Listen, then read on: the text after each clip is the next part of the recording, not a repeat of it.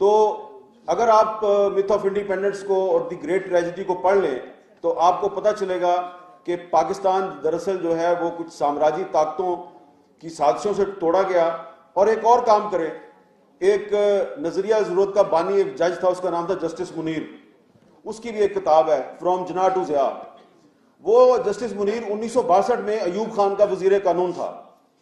تو جسٹس منیر جو ہے انہوں نے یہ اپنی کتاب میں لکھا ہے کہ ایوب خان نے 1962 میں ان کو بلا کر یہ کہا کہ یہ بنگالیوں سے جان چھڑائیں, 1962 میں.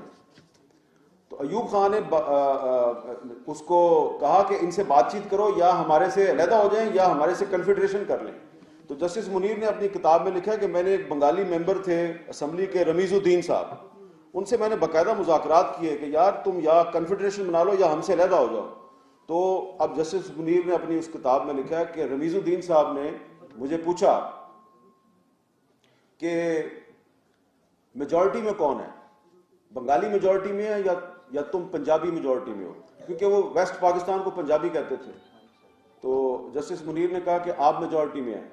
تو اس نے کہا okay, if we are majority we are Pakistan, تم نے پاکستان میں رہنا ہے تو رہو, نہیں رہنا تو تم ہم سے علیحدہ ہو جاؤ.